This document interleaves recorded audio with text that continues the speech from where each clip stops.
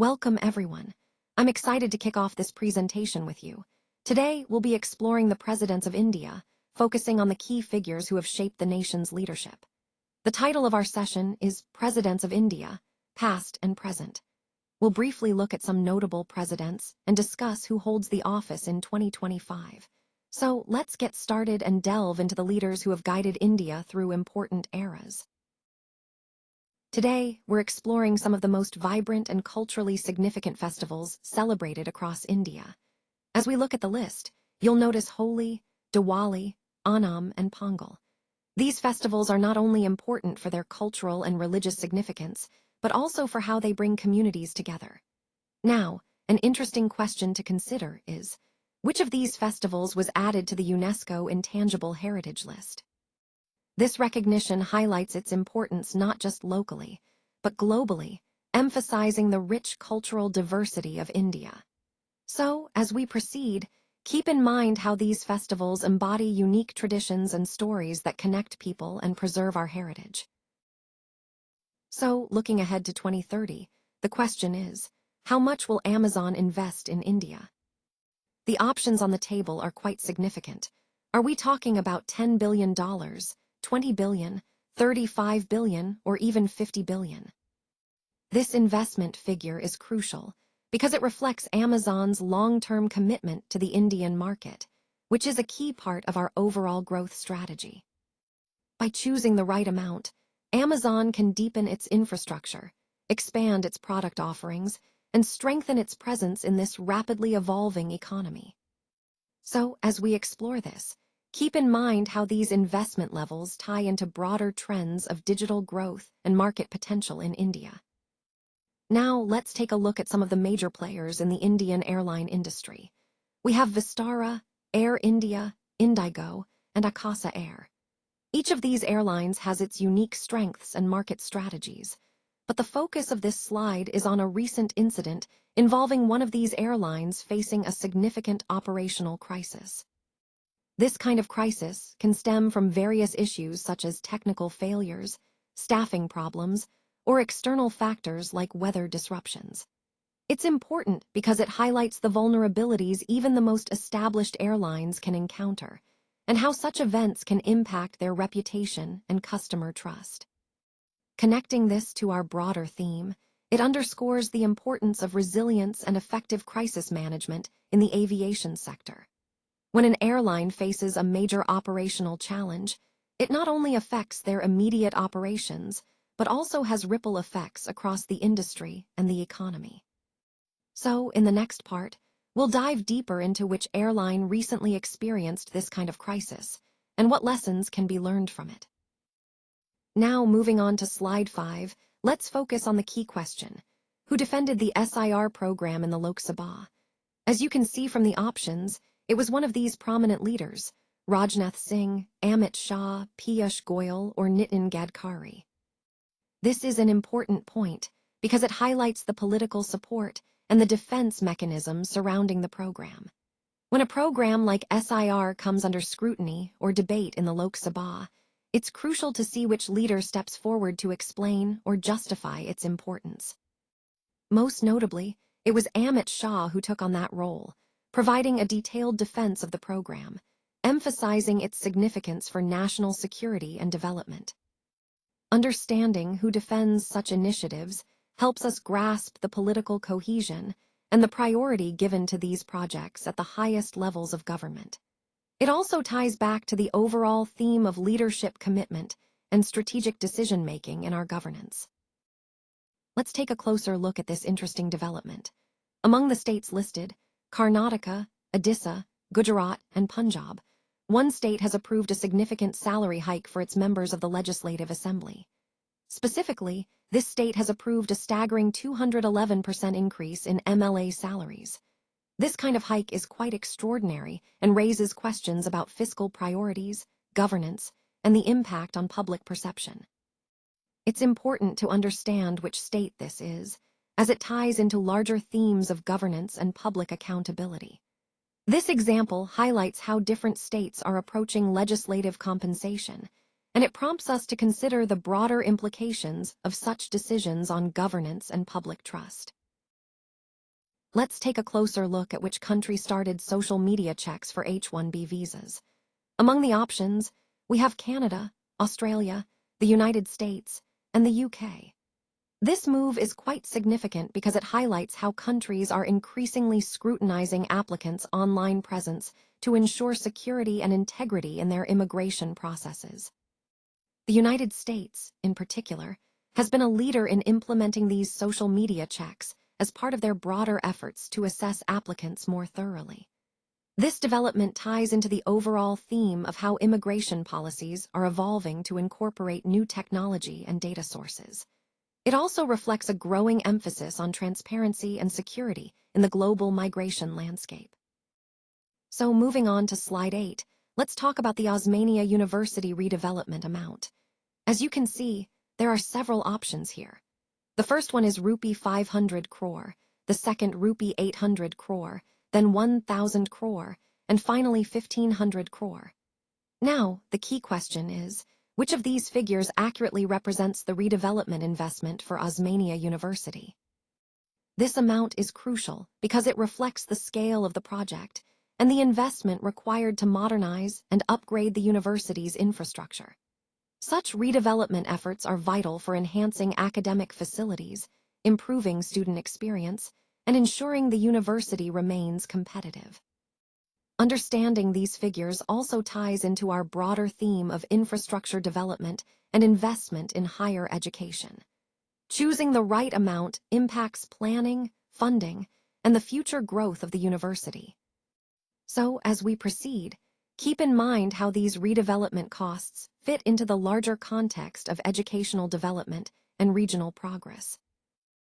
Now let's turn our attention to slide 9, where we explore the question, which company will acquire Coastal Cloud? As we look at the options, Infosys, Wipro, Tech Mahindra, and TCS, it's important to consider each company's strategic focus and recent activity in the cloud and digital transformation space. Infosys has been aggressively expanding its cloud services through strategic acquisitions, aiming to strengthen its position in digital and cloud offerings. Wipro has also made significant moves, investing heavily in cloud capabilities to better serve its clients' evolving needs. Tech Mahindra is known for its innovative approach and rapid growth in cloud solutions, often looking for partnerships and acquisitions to boost its portfolio. TCS, meanwhile, has a strong global presence with a focus on digital transformation, making it a key contender in acquiring companies like Coastal Cloud. Connecting this to our overall theme, these acquisitions are crucial for these firms to stay competitive in a rapidly digitalizing world. They want to enhance their cloud expertise, expand their service offerings, and ultimately capture more market share. So, as we evaluate which company might acquire Coastal Cloud, we need to consider their strategic priorities, recent acquisitions, and growth trajectories, all of which point toward their desire to lead in the cloud ecosystem. Now let's look at which chief minister has recently called for bureaucratic reforms. Among the options are Siddaramaiah, M.K. Stalin, N. Chandrababu Naidu, and Nitish Kumar. The correct answer is N. Chandrababu Naidu. He has recently emphasized the need for streamlining bureaucratic processes to improve governance and efficiency. This demand highlights an ongoing theme in governance: how administrative reforms are crucial for better service delivery and transparency. It also reflects the importance of leadership in driving change within the bureaucratic system to meet the evolving needs of the public. Understanding these calls for reform helps us grasp the broader efforts towards good governance and accountability across different states. Today, let's look at a few popular festivals from different parts of the world. We have Pongal, Holi, Diwali, and Christmas. Each of these festivals holds special cultural significance and unique celebrations. But the focus of this slide is on which festival has recently gained global recognition. Over the years, festivals like Diwali and Christmas have been celebrated worldwide. But recently, Holi has received remarkable international attention. Holi, the festival of colors, has become a global phenomenon, celebrated not just in India, but across many countries. Its vibrant, joyful spirit resonates with people everywhere, symbolizing unity and the triumph of good over evil. This global recognition of Holi highlights how cultural festivals can transcend borders, connecting people through shared joy and traditions. It also ties into our overall theme of cultural diversity and how traditions evolve and gain prominence worldwide. So, in summary, while each of these festivals is important, Holi has recently achieved significant international recognition, making it a truly global celebration. Now, let's look at question 12. Which airline is under DGCA monitoring? As you can see, we have 4 options: AirAsia, Indigo, Vistara, and Go First. The DGCA, or Directorate General of Civil Aviation, closely monitors airlines to ensure safety and compliance with regulations. Out of these, the airline currently under DGCA monitoring is Go First. This highlights the importance of regulatory oversight in maintaining safety standards across the industry. It also reminds us that even well-established airlines are regularly reviewed to uphold passenger safety. So, understanding which airlines are under scrutiny helps us get a clearer picture of the current regulatory landscape in Indian aviation. Now, moving on to slide 13, let's look at a key question. Who objected to the CIC shortlist? As you can see from the options, we have prominent political figures like Mallikarjun Kharge, J.P. Nadda, Rahul Gandhi, and Arvind Kejriwal. Understanding who raised objections helps us grasp the broader political dynamics at play during this process. It's important to note that objections to such shortlists are often rooted in political considerations, disagreements over appointment processes, or concerns about transparency. Identifying the individual or individuals who objected can shed light on the underlying tensions and the significance of the shortlist itself. So, as we connect this to our overall theme, remember that these objections highlight the importance of transparency and consensus in appointments that impact the judiciary and governance as a whole. So let's take a look at India's exports in November 2025. The question here is, what was the total value? The options are A, $25 billion, B, $30 billion, C, $36 billion, or D, $40 billion. This figure is significant because it reflects the ongoing growth and resilience of India's trade sector. When we compare it to previous months, we see a positive trend that aligns with our overall discussion on economic recovery and export expansion. Among these options, the correct answer is C, $36 billion.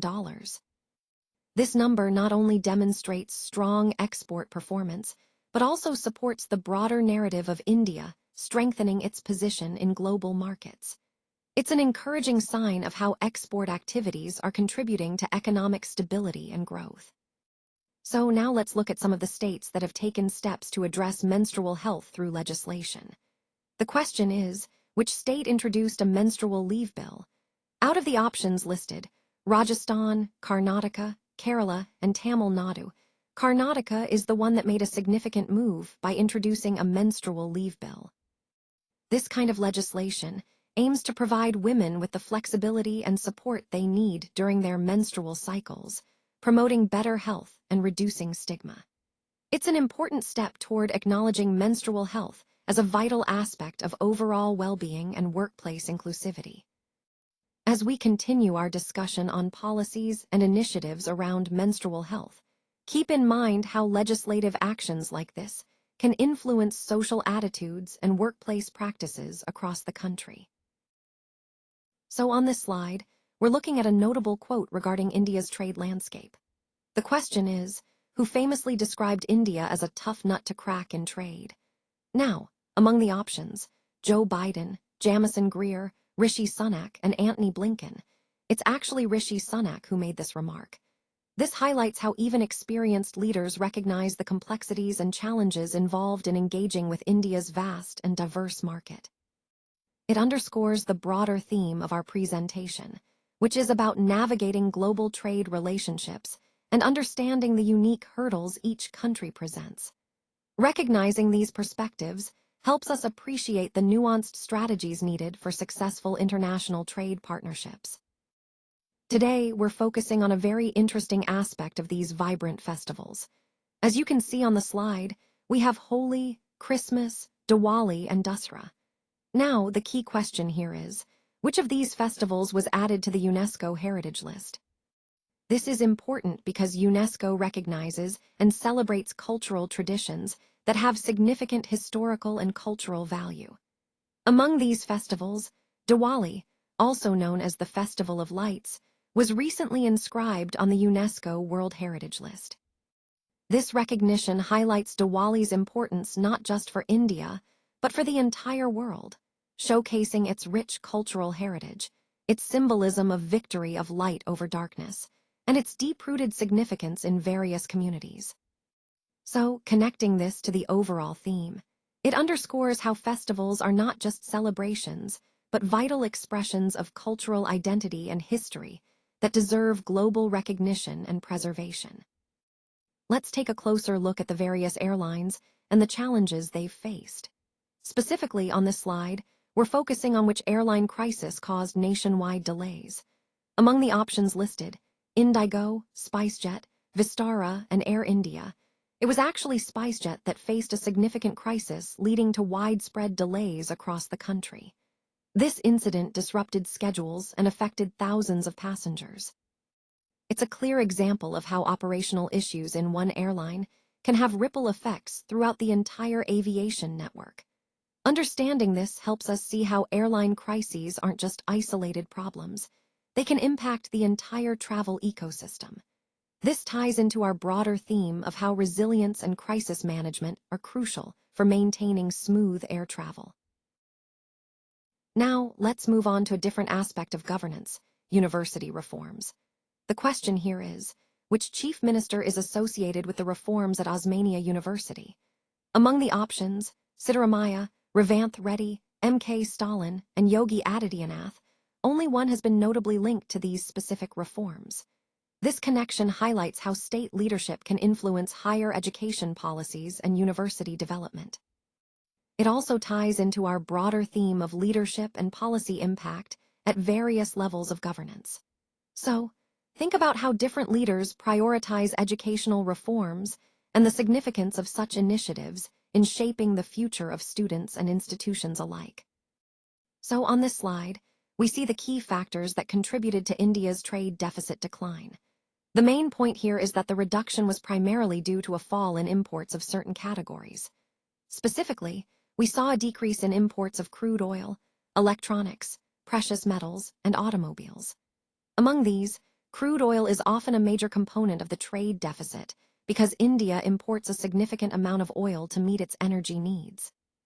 When oil prices fall or import volumes decrease, it directly impacts the overall trade balance positively. Similarly, a slowdown or a shift in electronics demand can lead to lower imports, which also helps reduce the deficit. Precious metals, like gold and silver, are usually imported for jewelry and investment purposes, so fluctuations here can make a difference too. And of course, imports of automobiles reflect how much machinery and vehicles are brought into the country, impacting the trade figures. Connecting this to the broader theme, it's clear that managing import levels in these key sectors is crucial for India's economic stability and growth.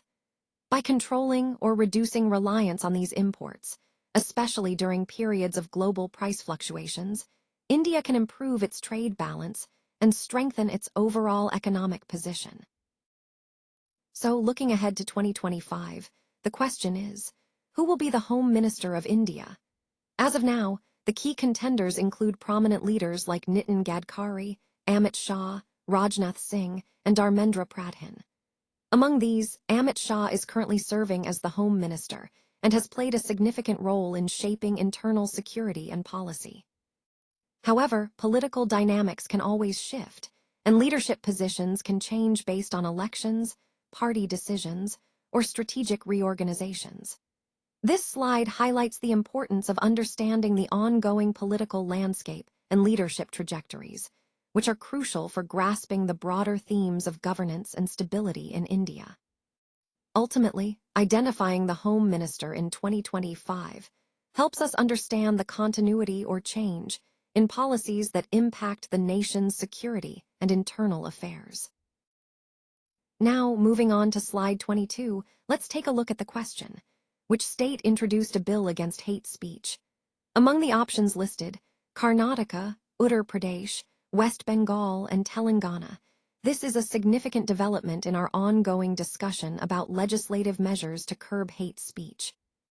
Hate speech has become a pressing issue across the country, and various states are taking different steps to address it. When we consider the states mentioned, Karnataka stands out here because it was the first among these to introduce a bill specifically targeting hate speech.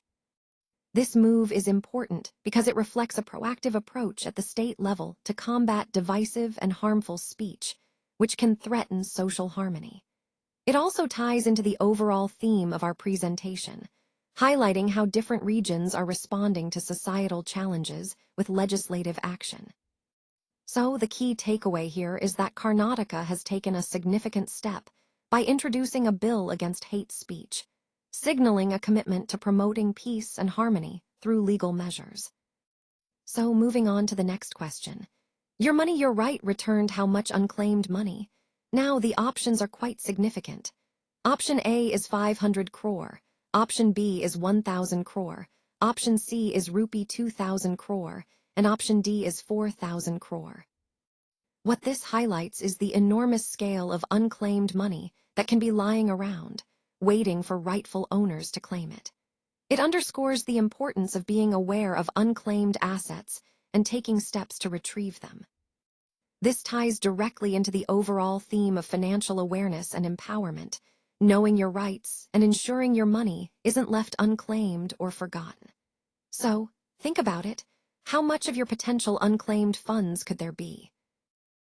So in this slide, we're looking at a recent and quite unfortunate incident involving 4 rescued tiger cubs. The question posed is, where did these cubs die? Now, to answer that, we need to consider the states listed here: Kerala, Karnataka, Odisha, and Assam. Each of these states has significant tiger populations and wildlife conservation efforts, but sadly, incidents like this remind us of the ongoing challenges. The key point here is that these young tigers, despite being rescued and hopefully given a chance at life, faced circumstances that led to their untimely death. This highlights the fragile nature of wildlife rescue operations and the importance of proper care and habitat management. Connecting this to our overall theme, it underscores the urgent need for strengthened conservation strategies across these regions. Protecting tigers isn't just about safeguarding individual animals. It's about preserving entire ecosystems and ensuring that such tragedies are minimized in the future. So the answer to our question, where did these cubs die? It was in Odisha. This tragic event calls for increased awareness and concerted efforts to prevent such losses and ensure a safer environment for our majestic tigers. So, when it comes to opposition to free bus travel for the wealthy, it's interesting to see who took a stand. DK Shivakumar and Siddaramaiah, 2 prominent leaders, voiced concerns about the policy. They argued that offering free travel to the rich might not be the most equitable use of public funds. On the other hand, Saddam Does and H.D. Kumaraswamy had different perspectives, with some supporting broader access to transportation. This debate highlights an important theme in public policy, balancing social welfare with fiscal responsibility and fairness. It reminds us that even within political circles, there are diverse opinions on how best to serve the public interest. Now let's look at this question about state leadership disputes. The question asks, which state has an assembly leadership dispute? And gives us 4 options: Bihar, Karnataka, Tamil Nadu, and Haryana. This is a crucial point because leadership disputes can significantly impact governance and political stability. It's important to understand that such disputes often arise due to differences within the ruling party, coalition disagreements, or disagreements over leadership choices. In the context of our overall discussion on political stability and governance, identifying where these disputes occur helps us understand the challenges faced by different states and the importance of strong, unified leadership. So, which state among these has recently experienced an assembly leadership dispute? Keep that in mind as we move forward, but for now, remember that leadership stability is key to effective governance and overall development. Let's take a closer look at the upcoming host cities for the Global AI Show 2025. We have 4 options here: Dubai, Singapore, Abu Dhabi, and London. Each of these cities is a major hub of innovation and technology, making them all strong contenders. But the key question is, which city will be the host for this exciting event in 2025? The answer is Dubai. Hosting the Global AI Show in Dubai highlights the city's growing role as a global leader in AI and tech development. It also aligns with Dubai's vision of becoming a smart city and a hub for future technologies. This choice underscores the importance of regional leadership in AI advancement, connecting back to our overall theme of innovation and global collaboration. So keep in mind, Dubai will be the stage for this important gathering in 2025, showcasing the future of AI on a worldwide scale. Now, let's take a closer look at which of these religious shawls were actually found to be fake silk. First, ISKCON shawls. These are often sold as sacred and authentic, but in some cases, they've been found to be made from imitation silk. Moving on to TTD shawls. These are associated with the Tirupati Balaji temple, and intriguingly, some of these shawls also turned out to be fake silk, which raises questions about their authenticity and the importance of quality control. Next, the Golden Temple shawls. These are highly revered, but surprisingly, investigations revealed that certain shawls marketed as genuine silk were actually fake. And finally, the Shiadi shawls. These, too, have been subject to scrutiny, and some were discovered to be made from imitation silk as well. What this all highlights is the importance of verifying the authenticity of religious items, especially when they hold such spiritual significance. It ties into our overall theme of awareness and the need for vigilance in ensuring the purity and authenticity of sacred artifacts.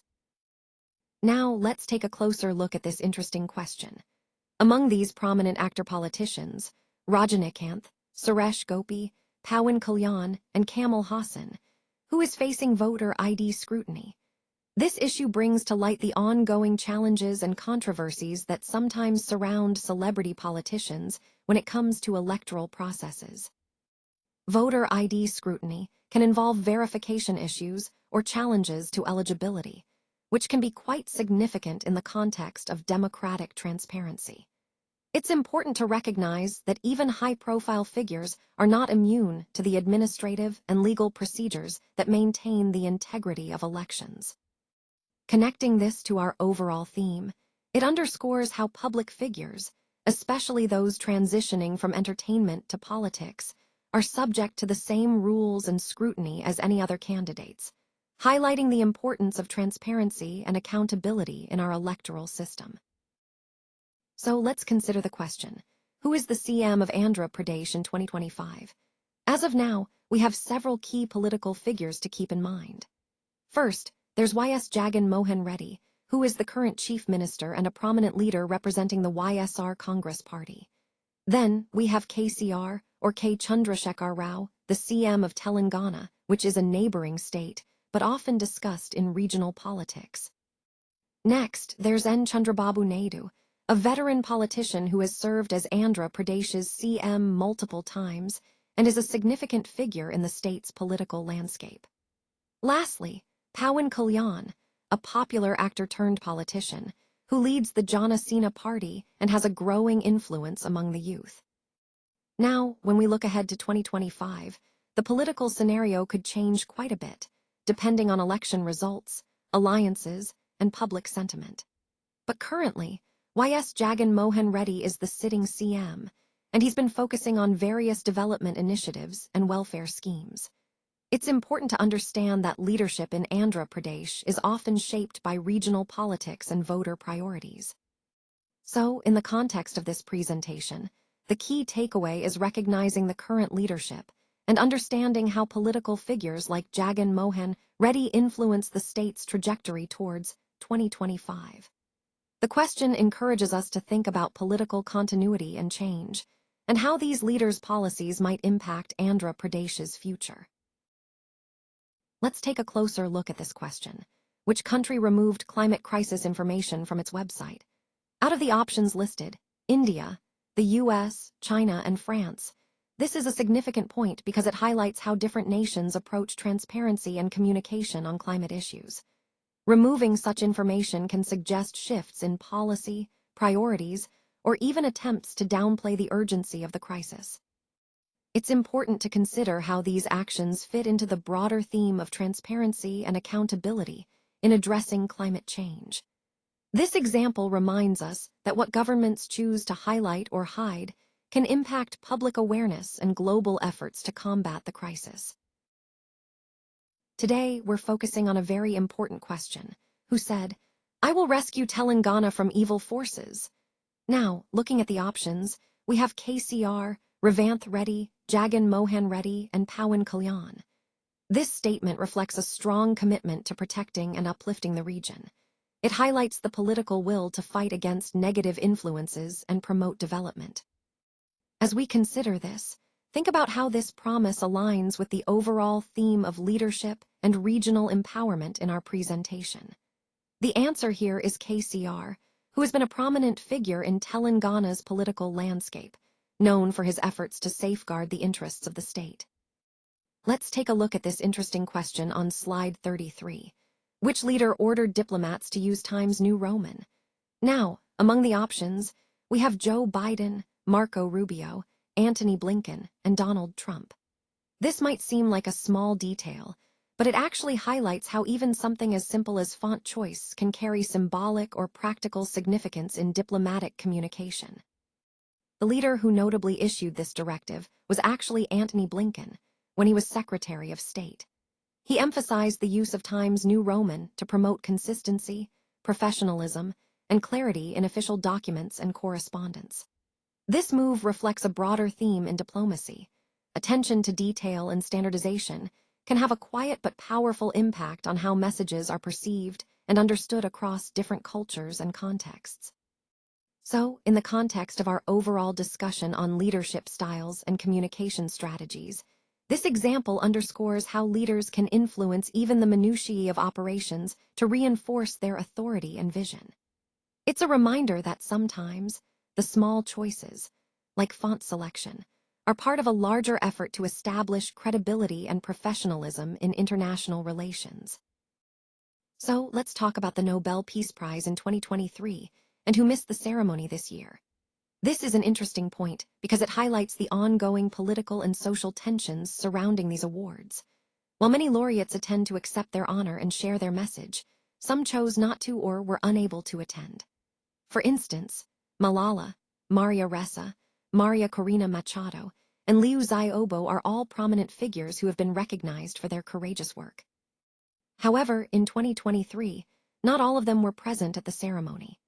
This absence can be seen as a reflection of the complex circumstances they face, whether due to political pressure, personal safety concerns, or other reasons. It reminds us that the Nobel Peace Prize is not just about recognition, but also about the ongoing struggles these individuals face in their quest for peace and justice. Their absence at the ceremony underscores the importance of understanding the broader context in which these awards are given, connecting to our overall theme of the power and challenges of peace activism. Let's take a closer look at some of the key tiger reserves. We have Kanha, Nagarhole, Bandipur, and Tadoba. Now, the question here is, which of these reserves reported cub deaths? This is an important point because it highlights some of the challenges these reserves face in tiger conservation. Understanding the reasons behind cub mortality can help us develop better strategies to protect these young tigers and ensure the sustainability of their populations.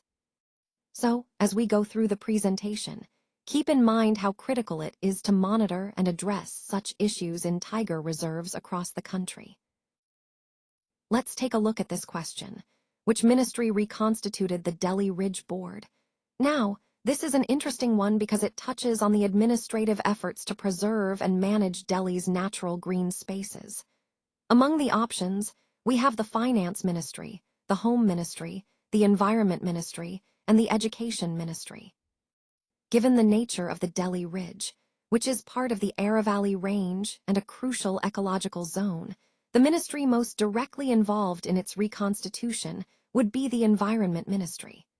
They are responsible for environmental conservation and ecological management.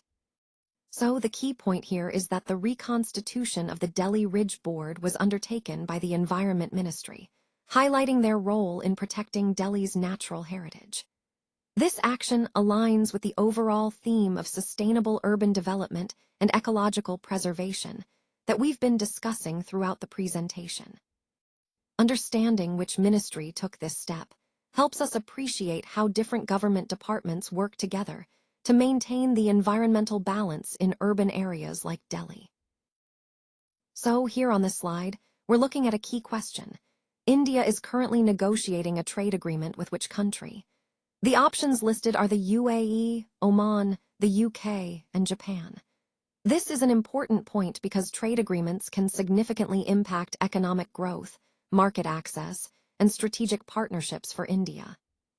If we consider the context of recent negotiations, India has been actively engaging with several countries to strengthen its trade ties, especially in a rapidly globalizing economy. The negotiations with the UK, for example, have been quite prominent lately, given the post-Brexit landscape and the desire to establish a comprehensive free trade agreement. Understanding who India is negotiating with helps us grasp the broader theme of expanding economic partnerships and diversification of trade relations. So, as we move forward in this presentation, keep in mind how these negotiations fit into India's overall trade strategy and regional influence. Today, I want to talk about Baba Idhav, who recently passed away. He was a remarkable individual, and his contributions spanned several fields. When we look at the options, he could have been a politician, a social worker, a journalist, or a sports coach. But in his life, Baba Idhav was primarily known as a social worker. His dedication to serving the community and making a positive impact on people's lives truly defines his legacy. This highlights how impactful social service can be and how someone's commitment can inspire others. His life reminds us of the importance of compassion and active involvement in societal development, which ties back to our overall theme of community and service. Now, let's focus on the Rajasthan Safety Bill. This bill aims to enhance safety measures and establish stricter penalties for violations. Moving on, the Karnataka Hate Speech Bill is designed specifically to address and curb hate speech, promoting social harmony. Then, there's the Delhi Justice Bill, which emphasizes speedy justice delivery and judicial reforms. Lastly, the Punjab Harmony Act seeks to foster communal harmony and prevent conflicts. But the key question here is, which of these bills proposes a 10-year jail term for hate crimes? It's actually the Karnataka Hate Speech Bill that includes a provision for a 10-year imprisonment for those found guilty of hate speech. This is a significant step because it sends a strong message about the seriousness of hate crimes and the government's commitment to tackling them effectively. Connecting this to our broader theme, these legislative efforts reflect a growing recognition that strong laws are essential to uphold safety, justice, and harmony in our diverse society. So moving on to slide 40, let's talk about the Noida land payouts investigation. The question here is, who is leading this investigation? The options are A, ED, B, NIA, C, CIT, or D, CBI. Now, each of these agencies has a specific mandate. The ED, or Enforcement Directorate, typically handles financial crimes and money laundering cases. The NIA, or National Investigation Agency, deals mainly with terrorism-related cases. The CIT, or Special Investigation Team, is usually formed for specific investigations and can be led by various agencies. And the CBI, or Central Bureau of Investigation, is often called upon for complex criminal investigations that require federal jurisdiction. So, in this case, the investigation into the land payouts in Noida is being led by the CBI. This highlights the seriousness of the case and the need for a high-level investigative authority to handle it. Understanding which agency is in charge.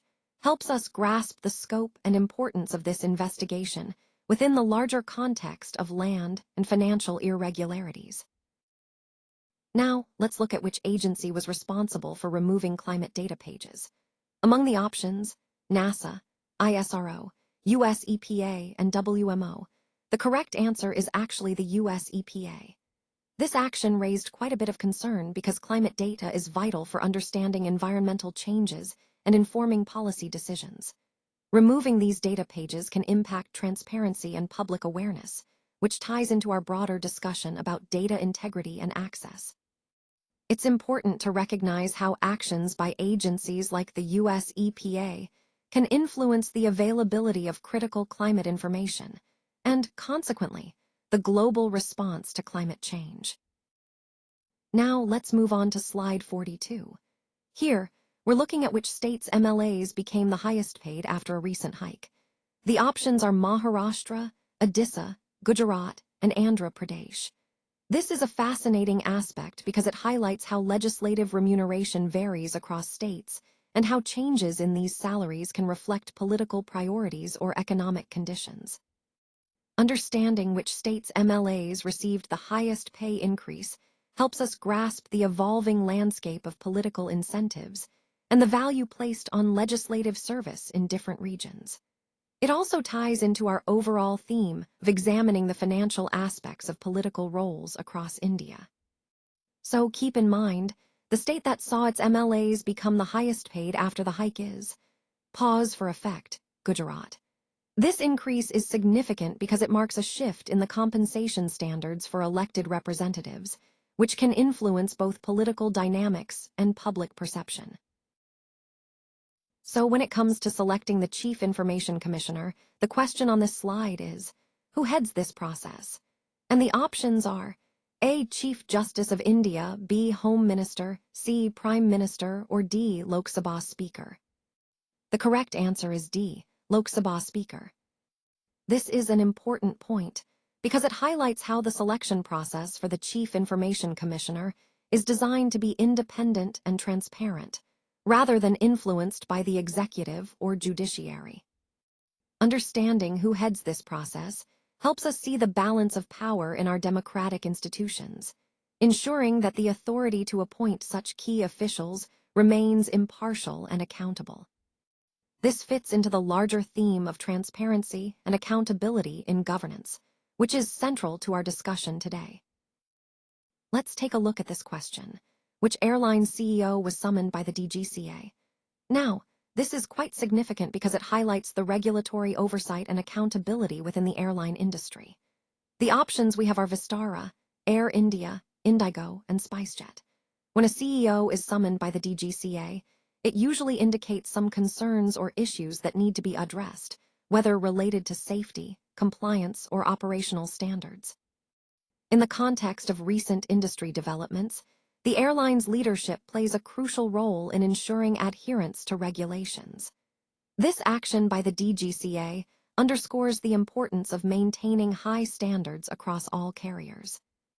While all these airlines are major players, it's important to remember that such regulatory interactions are part of the broader effort to ensure safety and reliability in the aviation sector. Now, think about how this ties into the overall theme of the presentation, which is about the evolving landscape of Indian aviation and increased regulatory scrutiny. The fact that a CEO was summoned signals the DGCA's active role in maintaining industry standards. So, without giving away the answer immediately, keep in mind that this incident reflects the growing oversight in Indian aviation, emphasizing safety and compliance as top priorities. So let's move to the next question. Young India Sports University is located in which state? Now, this is an interesting one because it highlights the growing focus on sports education in India. The options are Karnataka, Telangana, Kerala, and Gujarat. Each of these states has its unique contributions to sports development, but when it comes to this university, the correct answer is Telangana. Telangana has been making significant investments in sports infrastructure and education, aiming to promote young talent and foster a competitive sports culture. This university plays a crucial role in that broader vision, aligning with India's overall goal of nurturing sports excellence. So, remember, the right answer here is Telangana, emphasizing the importance of regional contributions to national sports development. Let's take a closer look at which country banned DEI programs for officials. Among the options, Japan stands out as the country that took this step. This decision is quite significant because it reflects a broader debate about the role of diversity, equity, and inclusion initiatives in government and public service. Japan's move to ban these programs highlights the contrasting approaches different nations are taking toward DEI. It ties into our overall theme of how different countries are navigating social policies and the potential impacts on their societies. This example underscores that the conversation around DEI is complex and varies greatly depending on cultural and political contexts. So on this slide, we're asked, who gave the slogan "Detect, Delete, Deport"? Now, this slogan is quite significant because it encapsulates a tough stance on illegal immigration and national security. Among the options listed, Rajnath Singh, Amit Shah, Ajit Doval, and Yogi Adityanath. It's actually Amit Shah who popularized this phrase. He used it to emphasize a zero-tolerance approach towards illegal infiltrators and to reinforce the government's commitment to national security. This slogan ties into the broader theme of how leadership communicates tough policies to address complex issues like immigration and security. It reflects a strategic, decisive attitude, aiming to send a clear message about the government's stance. So remember, when we think of detect, delete, deport, it's Amit Shah who championed this approach, symbolizing a firm policy direction. Let's take a look at slide 48 and explore which agency filed charges in the Chinese loan app fraud case. We see 4 options here: ED, CBI, NIA, and state police. First, it's important to understand that when it comes to financial crimes like this, multiple agencies can be involved, depending on their jurisdiction and expertise. ED, or the Economic Development Agency, typically handles economic growth and development issues, but they're not usually the primary agency in fraud cases. CBI, or the Central Bureau of Investigation, is a key player in investigating complex crimes, including financial frauds and corruption. NIA, the National Investigation Agency, generally focuses on national security threats, so they are less likely to be involved in financial scams unless linked to broader security concerns. Finally, the state police are usually the first responders to local crimes, but for large-scale frauds, they often work in coordination with specialized agencies like the CBI. Given the nature of the fraud involving a Chinese loan app, likely a complex financial scam, it's most probable that the CBI filed the charges here. This highlights how different agencies collaborate in tackling financial crimes, which ties into the overall theme of law enforcement and regulatory response to emerging digital frauds. So let's talk about a remarkable achievement in the world of chess. The question here is, who has become the world's youngest officially rated chess player? Now, among the options, Rameshbabu Pragnanandha, Magnus Carlsen, Sarvajit Singh Kushwaha, and Nihal Sarin, it's important to recognize the significance of this milestone. This record highlights how young talent is emerging and making a huge impact on the game. It also ties into our overall theme of how chess continues to evolve, inspiring new generations to reach extraordinary heights at a very young age. The correct answer, and the person who broke this record, is Rameshbabu Pragnanandha. His achievement underscores the importance of early dedication and talent in chess, setting a new benchmark for aspiring players worldwide. Now let's take a closer look at this question. It asks, which chief minister said, "Education is the only wealth"? Among the options, we have M.K. Stalin, Revanth Reddy, Hemant Soren, and Yogi Adityanath. This quote emphasizes the vital importance of education as a true form of wealth, something that cannot be taken away and that enriches lives in the most fundamental way. When considering the leadership styles and priorities of these leaders, it's insightful to recognize that this statement reflects a deep commitment to education as a foundation for development and progress. The correct answer here is Yogi Adityanath, who has often spoken about the significance of education in building a strong society. This ties into our overall theme of leadership values and the role of governance in shaping a better future through education. Husseinsagar Lake was built during the reign of which ruler? Well, let's explore this a bit. The lake was constructed in the 16th century, a time when the Qip Shahi dynasty was ruling the region. Specifically, it was commissioned by Sultan Muhammad Quli Qip Shah. This ruler played a significant role in shaping Hyderabad's history and culture. So, when we think about the creation of Husseinsagar Lake, it's closely linked to him. Understanding this helps us see how the rulers of that era contributed to the city's development, blending functional infrastructure with the artistic and cultural identity of Hyderabad. Kandla Port is located in which state? That's right, it's in Gujarat. This port is one of the most important ports on the west coast of India, primarily because of its strategic location and its role in facilitating international trade. It handles a significant volume of cargo, including bulk, crude oil, and other commodities. As we move through this presentation, you'll see how ports like Kandla are vital to India's trade infrastructure, connecting us to global markets. So remember, Kandla Port is in Gujarat, and it plays a key role in the economic landscape of the region. Let's take a closer look at some of the major ports along the western coast of India. We have Kochi, Mumbai, Marmagao, and Mangalore. Now, among these, which one is the largest and busiest? Well, the answer is Mumbai. Mumbai port handles a massive volume of cargo, making it the most significant port in this region. It plays a crucial role in trade and commerce, not just for India but for international shipping as well. Its strategic location and extensive facilities contribute to its status as the busiest port on the western coast. So, understanding this helps us appreciate the vital role Mumbai port plays in India's maritime economy and how it supports the overall connectivity of the region. All right, let's look at slide 54. The question here is, Marmagao port is situated in which Indian state? We have 4 options: Kerala, Gujarat, Goa, and Karnataka. Now, Marmagao port is actually located in the state of Goa. It's one of the major ports on the west coast of India and plays a crucial role in the country's maritime trade. This port is particularly significant because it handles a large volume of iron ore exports and other commodities. Connecting this to our overall theme, ports like Marmagao are vital gateways for international trade and regional development. So remember, Marmagao port is in Goa. Today, I want to highlight an impressive development related to India's military history. The question is, where has the world's highest war memorial been opened? And the answer is in the Siachen Glacier. That's right, it's located in one of the most extreme and challenging terrains on Earth. This memorial symbolizes the incredible courage and sacrifice of our soldiers who serve in such harsh conditions. It's not just a tribute, it's a reminder of the resilience and determination of our armed forces. This achievement underscores the importance of strategic locations like Siachen, which has been a focus of national security efforts.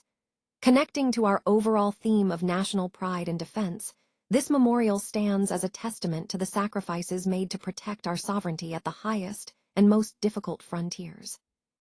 Kochi port is located in which state? Well, the options are Tamil Nadu, Goa, Kerala, and Maharashtra. When we think about Kochi, it's actually in the southern part of India, on the southwestern coast, and that region is known for its beautiful beaches and vibrant port activities. So, the correct answer is Kerala. Recognizing the location of Kochi port helps us understand its strategic importance for maritime trade and commerce in this part of India.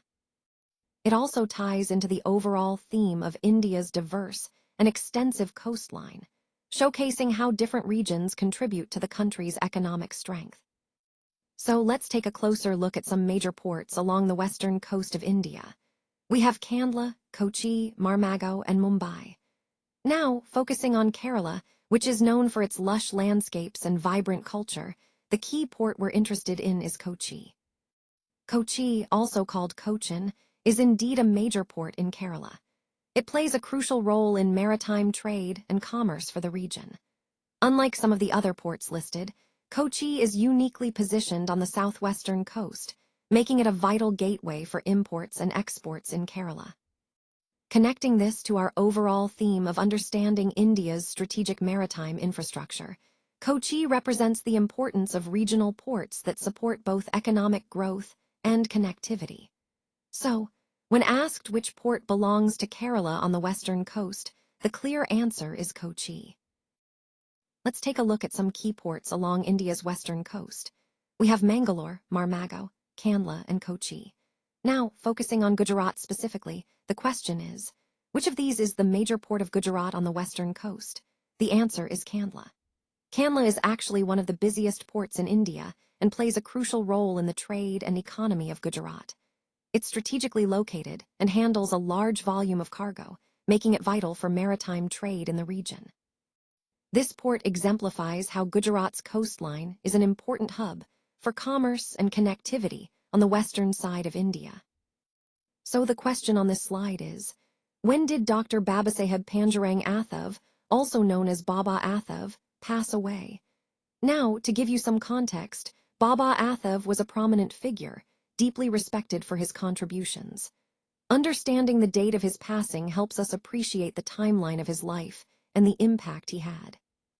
Looking at the options, 6 December, 7 December, 8 December, or 9 December, it's important to note that historical records and accounts from his followers point to a specific date. This date is significant because it marks the end of an era and the beginning of a remembrance period for many who admired him. So, connecting this to our overall theme, recognizing the date of his passing allows us to reflect on his legacy and the enduring influence he continues to have. And the correct answer here is 7 December. Today, let's look at a significant date in the context of human rights. When is International Human Rights Day observed? Well, the correct answer is December 10th. This day is dedicated to promoting awareness and understanding of human rights issues worldwide. It's a time to reflect on the fundamental rights that every individual is entitled to, regardless of nationality, background, or beliefs. Remember, this day helps us connect with the broader theme of our presentation, highlighting the importance of dignity, equality, and justice for all people across the globe. Today, let's explore where Asia's first cultural partner bird sanctuary was revived. The options are Nagaland, Srinagar, Majuli, or Kutch. Now, this is a fascinating story because it highlights the importance of preserving our natural and cultural heritage. Among these options, the correct answer is Kutch. Kutch, in Gujarat, is renowned not only for its stunning landscapes and rich cultural tapestry, but also for pioneering efforts in conservation. The revival of this bird sanctuary as a cultural partner is a significant milestone, demonstrating how ecological preservation can be intertwined with cultural identity.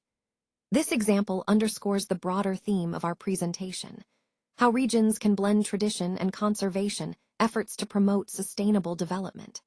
So, remember, Kutch's initiative is a shining example of innovative conservation that respects both nature and culture. Now, let's take a look at this important question. Who received the National Girl New Thinking National Pride Award for 2025? As we examine the options, we see 4 remarkable individuals from different parts of the country. First, there's a student from Bihar, demonstrating academic excellence and leadership. Then, a player from Assam, showcasing sportsmanship and dedication. Next, a writer from Punjab, contributing creatively and inspiring others with her words. And finally, a girl from Jharkhand, exemplifying courage and innovative thinking. This award recognizes young girls who are making significant contributions and breaking barriers in their respective fields. So, as we connect this to our overall theme of empowering young women and celebrating their achievements, it becomes clear how these stories inspire us all to push boundaries and aim for excellence. Who do you think received the award this year? Let's talk about a significant milestone in India's technological advancement. So, who received India's first new amplitude scanning technology-based machine? Was it DRDO, ISRO, the Indian Army, or NTRO? This achievement highlights how our defense and space agencies are continuously pushing the boundaries of innovation. The introduction of this advanced amplitude scanning technology-based machine marks a new era in surveillance and reconnaissance capabilities. It's a testament to our country's focus on self-reliance and cutting-edge technology. This development connects to our overall theme of strengthening national security through technological innovation. And, of course, it underscores the vital role of our institutions in advancing India's strategic capabilities. Today, I want to focus on a key service that was launched specifically to reduce traffic fines and disputes.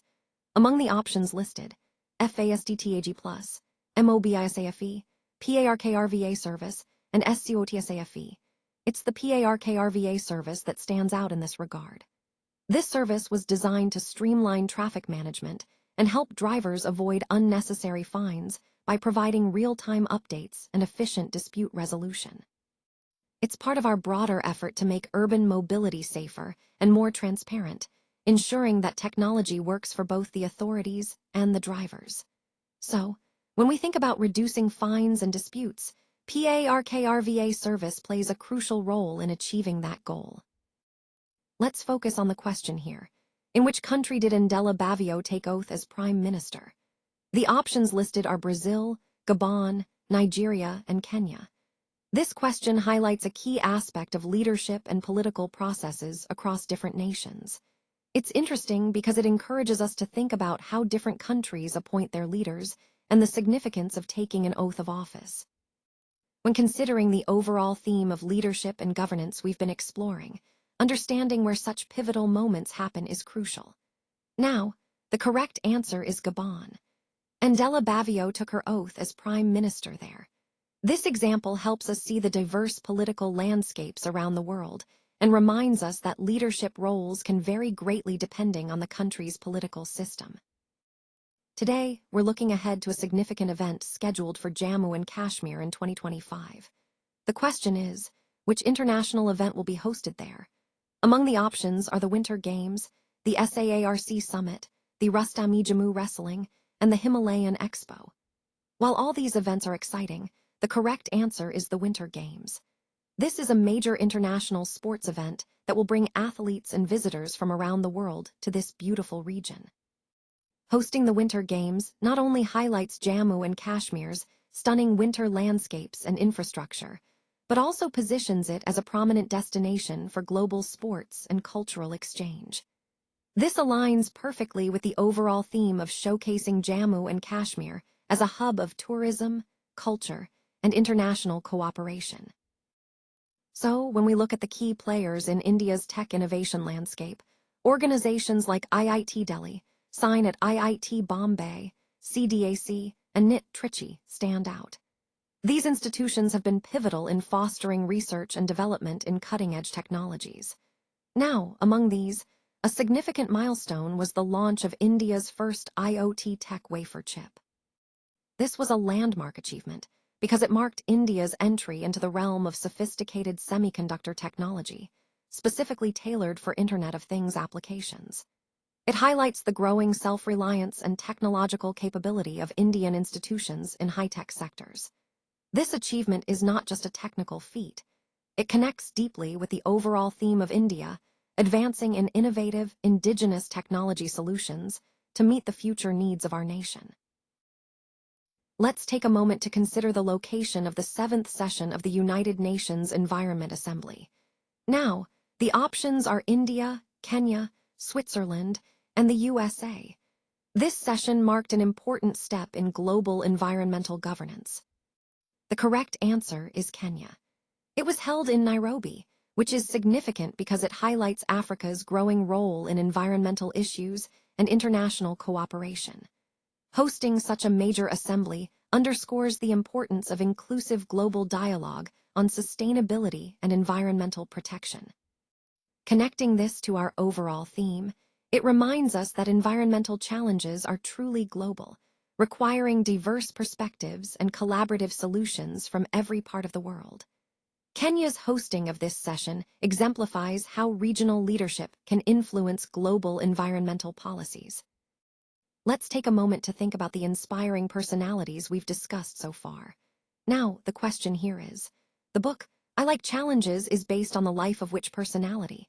The options are Nirmala Sitharaman, Anandiben Patel, Smriti Irani, or Indira Gandhi. This book highlights the resilience, determination, and leadership qualities of its subject. It's about someone who faced numerous obstacles and turned challenges into opportunities for growth. Reflecting on our overall theme of perseverance and leadership, this figure exemplifies those qualities exceptionally well. So, does anyone have an idea which of these remarkable women might have inspired this book? Today, I want to share some exciting news about the upcoming 33rd Southeast Asian Games in 2025. As you can see on the slide, the host country for this prestigious event is Indonesia. This is a significant moment because Indonesia has a rich sporting history and a vibrant culture that will surely make these games memorable. The inauguration will be held in Jakarta, the capital city, which is known for its dynamic energy and world-class facilities. Hosting the Games is not only a celebration of athletic excellence, but also an opportunity to showcase Indonesia's hospitality and cultural diversity to the entire region. This event ties into our broader discussion about regional cooperation and shared sporting achievements. It's inspiring to see how these games bring together Southeast Asian nations to promote friendship, unity, and healthy competition. So, as we look ahead to 2025, Indonesia's role as the host will undoubtedly highlight the importance of regional collaboration and the power of sports to unite nations.